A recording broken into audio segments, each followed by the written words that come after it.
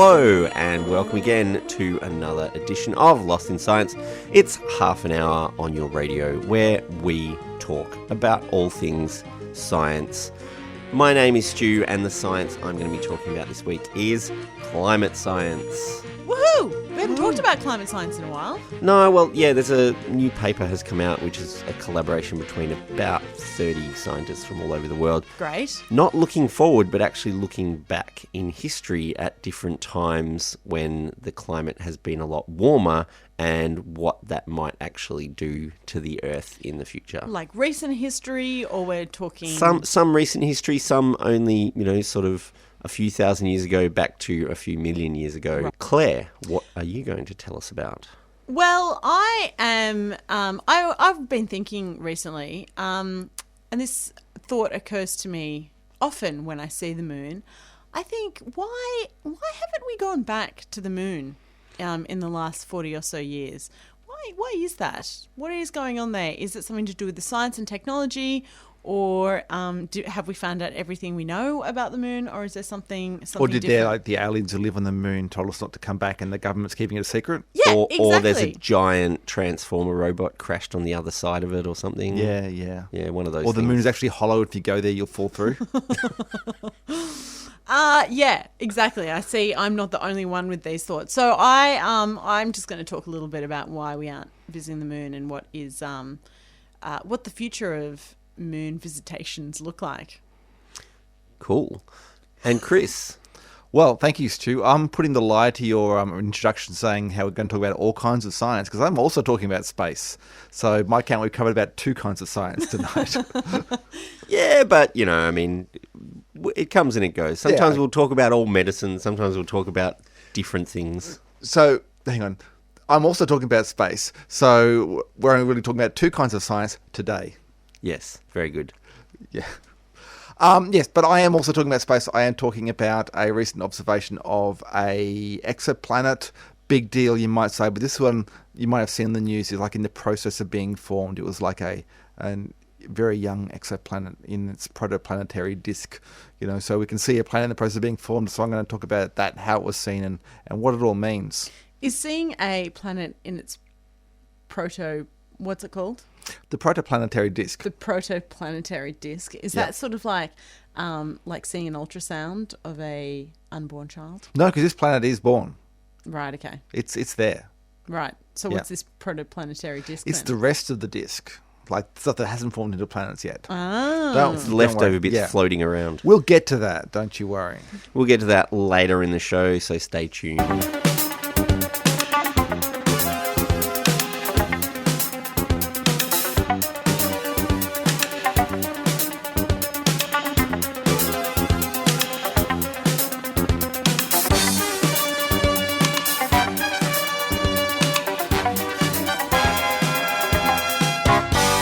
Despite the insistence of some wholly unqualified people that it's not the case, the likelihood of anthropogenic climate change is pretty well accepted science, and the effects are actually already becoming visible.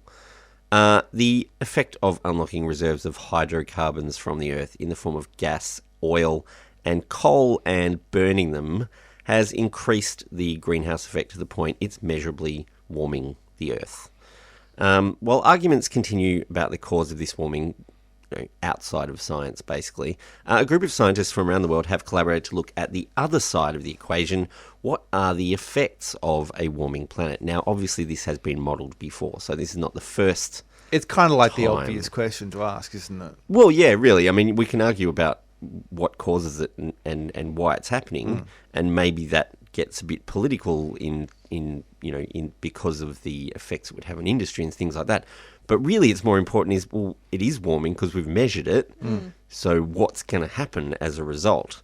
So there's a lot of predictive models of climate change that are based on various scenarios. But the researchers in this case didn't look forward for answers. They looked back in time. They jumped in their time machine. No, they didn't. What? They Jokes. in a paper published in June in Nature Geoscience called Paleoclimate Constraints on the Impact of 2 degrees Celsius Anthropogenic Warming and Beyond, That's a bit of a mouthful. To all this- anthropogenic warming and beyond. I was going to ask you to repeat the name of the paper, but I don't go. I don't think we need to hear it again. No. Yeah, you can look it up on our Facebook page. They have some observations to share. So they looked at 3 known periods in geological history when the climate was warmer than it is now, and warmer than it was in pre-industrial times, and they make some predictions based on their observations. So 2 of the periods they looked at were warmer due to shifts in the orbit of the Earth, because the Earth's orbit is not as static as we would like to think it is. Another was due to high levels of greenhouse gases, which was a period in which the greenhouse gas levels were similar to what they actually are now. So this is some 60 to 100 million years ago that it was a lot warmer. So dinosaur times. Pretty much. So the first thing they predict is somewhat good news. They think that it's very unlikely that runaway greenhouse gases will be an issue. So they predict there'll be a maximum level of warming, and beyond that, the climate will not continue to warm. So we're not going to turn into the planet Venus, is what you're saying? Hopefully not. And this is what they're saying. They think that's very unlikely due to the feedback and biological effects on, responses to carbon in the atmosphere and things like that. So they think that that's not very likely as a scenario. But what is the maximum? Well, they can't say that for sure, but they think, based on these previous periods of warming, that the temperatures will rise a little bit, and they're saying probably around 2 degrees. But what they're also saying is that the 2-degree warming will have a much bigger impact than what people have been predicting based on other models. Right. So this 2 degrees because people already talk about, I think the Paris Accord's about 2 degrees by the end of this century. So they're saying 2 degrees in total, or just 2 degrees by the end of this century? Well, they're saying 2 degrees by the end of this century, Okay. but they're saying that even if that does stay the same, then it's still going to have much bigger impacts than what was predicted based on what they've seen in these geological records. So, based on their observations of ice cores and sediment layers and fossil records, which they dated using radioactive isotopes, they put together a likely model of the Earth after the climate stabilizes. So they're actually saying that, the greenhouse gas levels will continue to rise, and then the climate will stabilize at a new level, and it will be a different climate at the end of that. But they say that may take centuries, even if we stopped increasing the amount of emissions, which we are actually doing. Even if we did that now, then the lag of it having an effect will be centuries out from where we are now. So the first thing that they are predicting is that there will be permanently melted ice caps. So the North Pole and the South Pole will be basically mostly liquid water, and there might be little tiny bits of ice on the Antarctic continent. Jeez. But most of the tiny bits on the Antarctic continent. Well, in the centre of the continent. So we're there'll saying be the whole Antarctic ice sheet pretty much is a gonna lot of it, and melt. most of the Greenland ice sheet will also be melted permanently. So that means that a post-warming world, the sea levels will be about 6 to 7 metres higher than they currently are, which means a lot of capital cities and most of the populated areas of the world, which are mostly coastal areas, will be inundated with water, more or less. I bet the cartographers are rubbing their hands with glee. Going, Well, they have to plenty of work redraw from all the map maps. makers, Secondly, they are saying that the forests will colonise north and south towards the poles as the temperatures warm enough for them to survive. With no permafrost, areas of tundra will naturally revegetate. So there'll be trees much closer to the North Pole, particularly. Obviously, trees will have a lot more difficulty crossing the oceans to get to Antarctica, but, I'm sure humans will find a way to make that easier. life finds a way, as someone famously said. But tree seeds blow around all the time. Volcanic islands end up with vegetation very quickly. So it is possible that this will happen. So the forests will be further or nearer to the poles as a result of the climate being warmer. And thirdly, some desert areas, notably the Sahara Desert, are likely to also be colonized by plant life as rainfall patterns shift to deliver more water into that region and possibly into other desert regions. So on top of that, the Sahara being regreened because it gets wetter again, forests and rainforests closer to the equator are likely to recede and be replaced by savannas, which are dominated by fire cycles, which is similar to larger areas of Australia and Africa and South America. So basically, all of the vegetation in the world is going to be affected one way or another, and it won't necessarily become extinct, but it will be shifted, and probably the patterns of succession and things like that will change as well. So there's huge effects on the natural vegetation of the world, which we can only sort of extrapolate what will be the effect on agriculture and things like that. Clearly, if these massive changes are happening to natural vegetation, then where you can grow certain crops is going to shift as well. The main finding of the paper is that the kinds of effects that can be expected are already present in many of the models that people are using, but they assert in the paper that the scale of these effects is massively underestimated in most of the working models.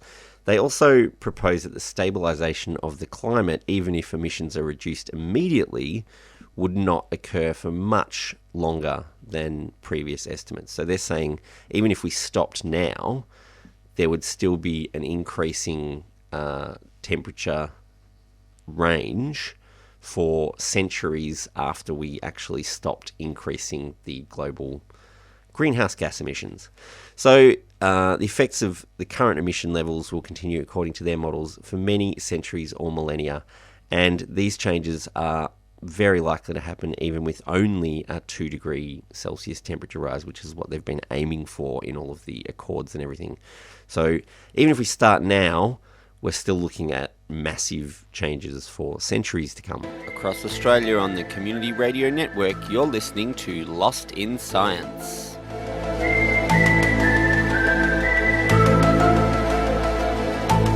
So this week, I want to answer what I thought was a simple question, and I think could be a simple question. Why haven't we, as a human race, gone back to the moon since the 70s? Yeah, despite the best promises of Savage Garden. Yeah. Yeah, why don't we have a settlement there? And before, Chris, you start talking about the conspiracy theories again, and, you know, possibly that we never went to the moon. Why me? Definitely we did. What's that? Definitely we did. Definitely I believe we did. Yeah, I'm not disputing that. Why would you think that I'm going to be the Mr. Conspiracy? Well, I think you've got a conspiracy against me. You were pretty quick to talk about it. Conspiracy against me. You're pretty quick to talk about it in the introduction. Anyway, who can tell me the last time a person visited the moon? Was it 1975? It was roughly? 1972. 72, okay. On NASA's Apollo 17 mission. And that person's name was Eugene Cernan. Considering the first time was 1969, 1972, that was only like 3 years later. Yeah. Maths. That's not a long period of moon exploration. Yeah. So there was And how many times did they go? Like 5 times? There was only ever 12 people that landed on the moon, walked on the moon. But it does remain one of NASA's greatest achievements. And we did all sorts of things when we were on the moon. I say us as the human race and those 12 people. We collected a lot of rocks. We took a lot of photos. I think there's a lot to do on the moon. That's pretty much the main thing. You can jump up and down. You can jump up and down quite slowly. You can put up flags. You can pretend to play golf. You can drive around in a lunar rover. Yeah. You perform experiments. Yeah. Yep. But what everyone did do is they came home. And so for 45 years now, or a bit over 45 years, we haven't been back. And by all accounts, there are a lot of reasons to have a presence on the moon. Researchers and entrepreneurs think a crewed base on the moon would and could evolve into a fuel depot for our deep space missions, possibly lead to the creation of space telescopes, a way to see into the universe better, allow us to try out technologies to make it easier to live on different worlds, such as Mars. So, different environments to Earth where we can test out our technologies. And, of course, solve those scientific mysteries about Earth and the moon's creation, which we're all dying to know about. Not to mention the tourism factor of having, sending people to the moon on holiday, just like the Jetsons. So they can pretend to play golf and drive around in I'm lunar guessing rovers. I'm guessing if we haven't been to the moon for 36 years or whatever like that, or 30 more than that. I can't do the maths. 45. 45 years. Thank you. If you haven't been to the moon for 45 years, then it's probably difficult, and the idea of going up there for a weekend is going to be really quite problematic. Well, I don't know if it is that difficult. I mean, okay, I'm no astronaut. Like, you can't do it yourself. I'm not going to do it rocket myself. Scientist. But, we didn't have computers back then when we sent people up to the moon. And we do now. Oh, we did have computers, but they were people. There were people. Yeah. Of course, yes. They were an incredible bunch of people. But what a lot of people say is one of the main reasons why we're not on the moon is it's a cost thing. It's too expensive. Obviously, getting a mission with people onto the moon is an expensive thing. For some context, at the moment, the NASA annual budget is about $19.5 billion, which may seem like a lot, but that goes across all NASA projects. So things like the James Webb Space Telescope, which is the Hubble replacement, the giant rocket project called Space Launch System, missions to the Sun, Jupiter, Mars, asteroid belts, all of those things. So you go to the Sun, but not the moon. All those things have to be taken into account in that $19.5 billion. And how are they going to pay for Space Force? And how are they going to pay? Well, interesting you talk about Space Force. So Trump keeps trumpeting on about this Space Force trip to the moon. And it's going to cost a lot more than I think he has budgeted for, somewhere in the vicinity of $133 billion over 13 years. Mexico's going to pay for it. The moon people are going to pay for it. Yeah, which brings me to my next point, the politics of going to the moon and creating a manned mission to the moon again. The political cycle is only, 3 or 4 years long, or if you get 2 presidencies, that's only 8 years long. I think pretty much every president of the last 20 years or so has promised to go back to the moon or to go to Mars or something like that. Yeah, but they're only going to commit to the amount of time that they can foreseeably be in office.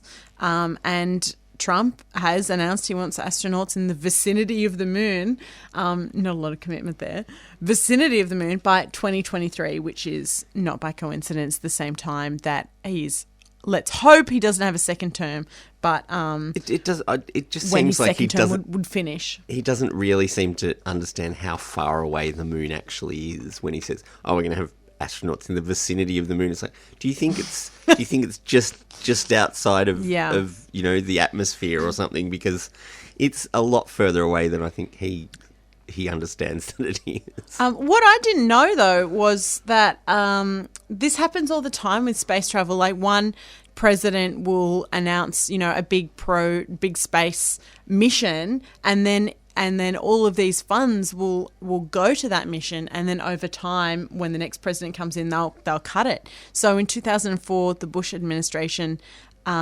tasked NASA with coming up with a way to replace the space shuttle, and they came up with something called the Constellation program to land astronauts on the moon using a rocket called Ares and a spaceship called Orion. So they spent over $9 billion over 5 years designing, building, testing.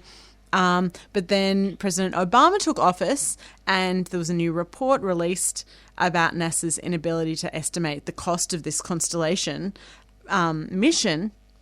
So Obama scrapped the program and signed off on a different program called the Space Launch System instead. And now Trump's messing with the Space Launch System, changing the goalposts on a different mission. So they're never going to get anywhere if they keep doing this, is what you're saying. They're never going to get anywhere if they keep doing this. Well, Exactly. they currently have no US space capable launch vehicles. The government owns no No. vehicles capable of getting people into space at the Since moment. the space shuttle Yeah. went debunked, right? Yeah.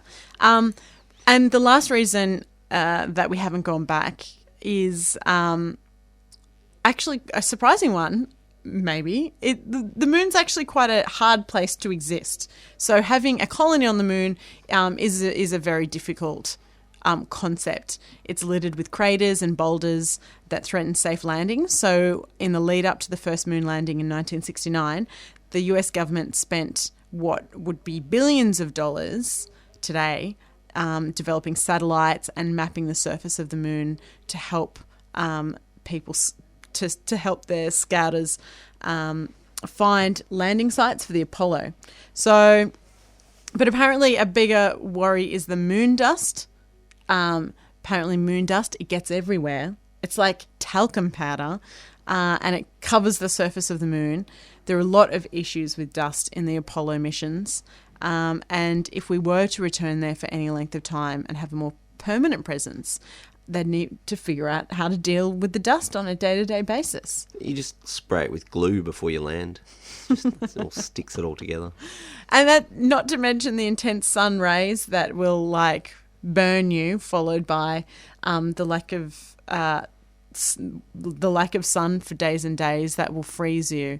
because that's a day is like 14 days. Yeah. Well, the daylight period is 14 Yeah, days. that's right. Yeah. What about the lack of air? And the lack of air, Yeah. indeed, Yeah. and the lack of air. Yeah. So there are some issues with setting up a moon base. But, you know, these are the challenges that we face if we are realistically going to be exploring deep space. And looking forward is strange to think that it won't be NASA leading the way in research and development.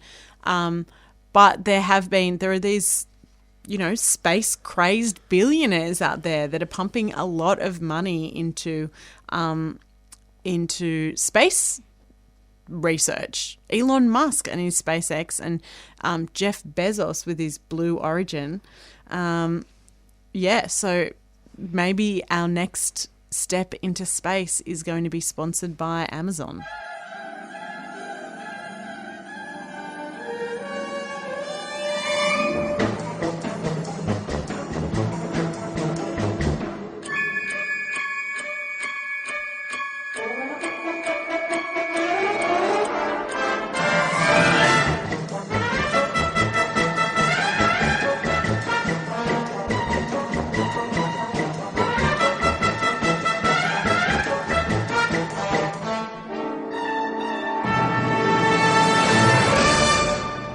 All right, yes, you're listening to Lost in Science. My name is Chris, and I am going back into outer space. I'm going further than Claire, even. Way with further. game enough to go. Way further. Way further. How many light years further are you going? Quite a few. Cool. What planet are you going in the vicinity of? It's PDS 70b, if you want to know.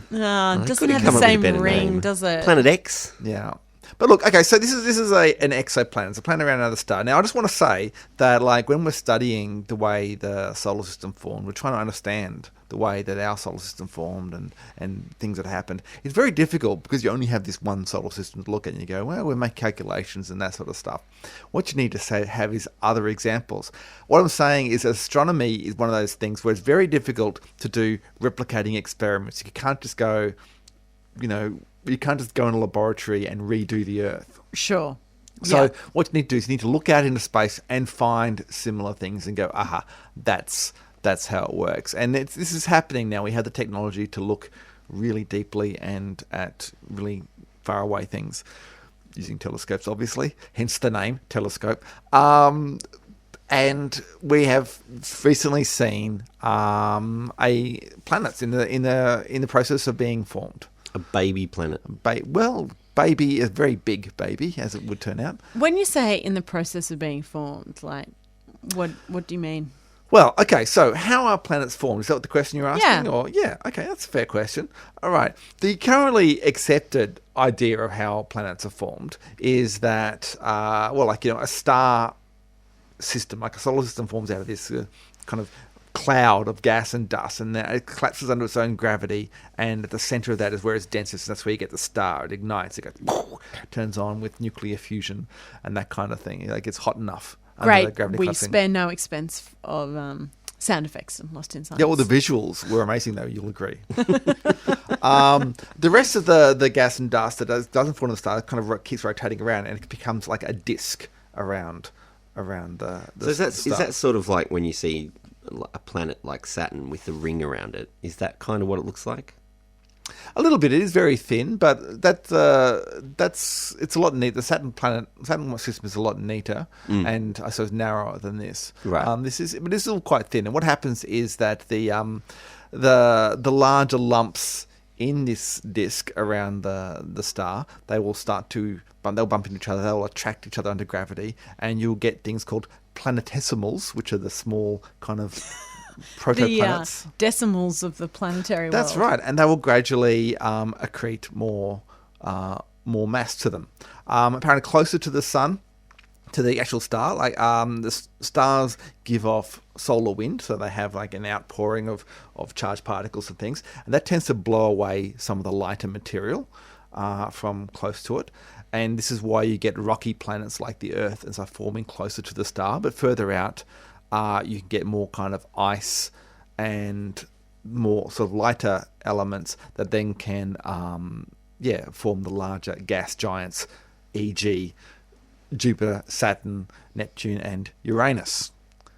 A lot of gas there.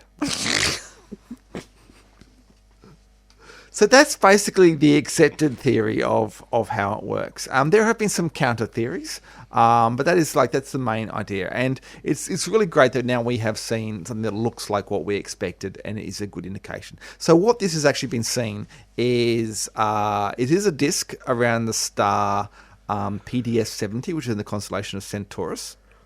It's about 370 light years from Earth. It's believed to be about 82% of the sun's mass, this particular star. So it's a similar size, slightly smaller than the sun.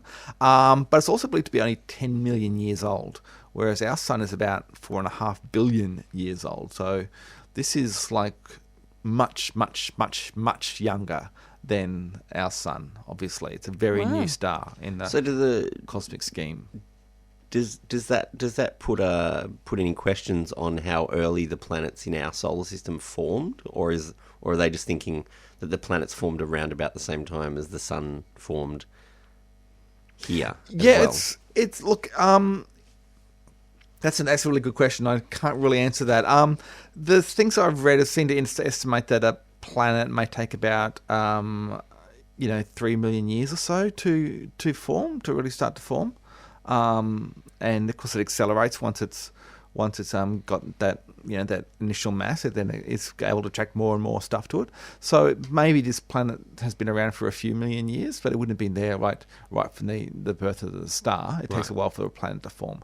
And the fact that what you can see in the pictures, and I would encourage you to look these up if you haven't seen them already. You basically can see they saw this disk, and then they examined the disk a lot closer, and they saw this bright spot in it, and they've used this very powerful instrument. It's called SPHERE, which stands for Spectropolarimetric High Contrast Exoplanet Research.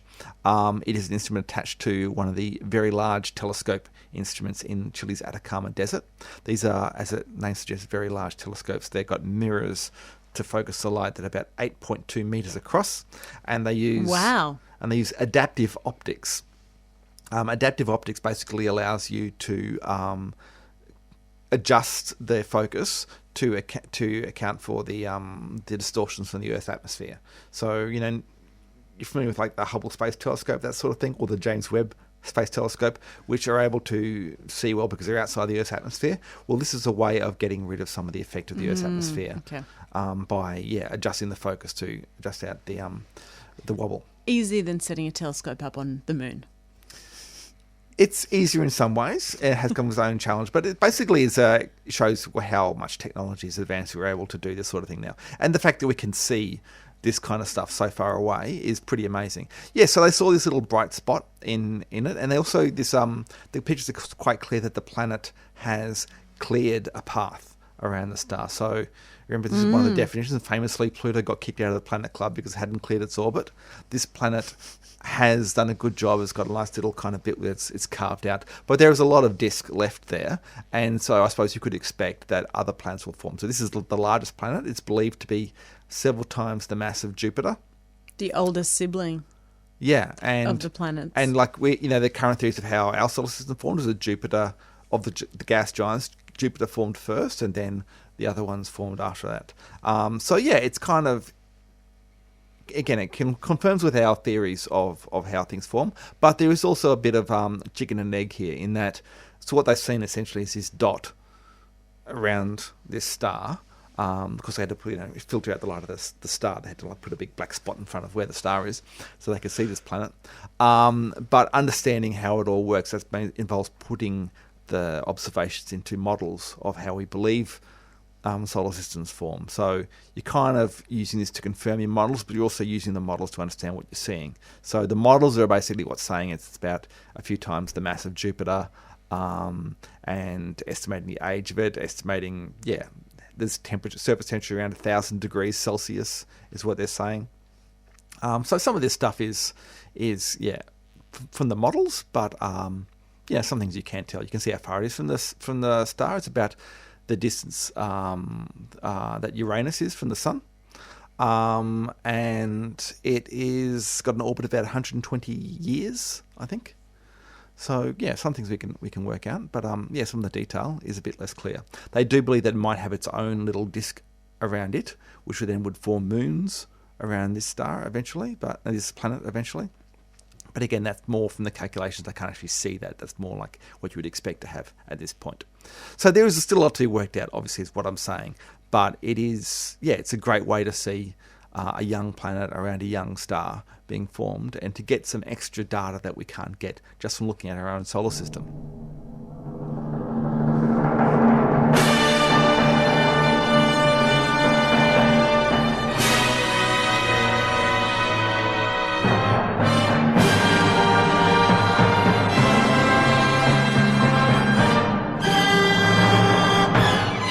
That's all we've got time for on this episode of Lost in Science. Thanks for tuning in and joining us. Lost in Science is recorded at the studios of 3CR in Melbourne and broadcast across Australia on the Community Radio Network with the financial assistance of the Community Broadcasting Foundation. If you want to talk to us, talk back to us, you can get in touch. We have a Gmail account, lostinsci@gmail. You can also find us on Twitter and on the Facebook. And if that's not enough Lost in Science for you, you can always tune in again next week, where the team will once again get Lost in Science!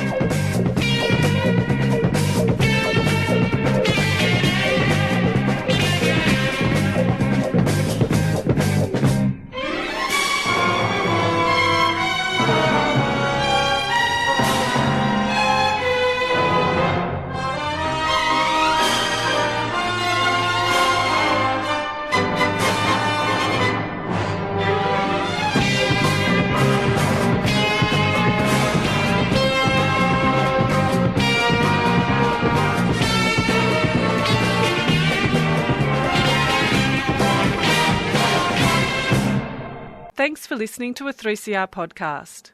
3CR is an independent community radio station based in Melbourne, Australia.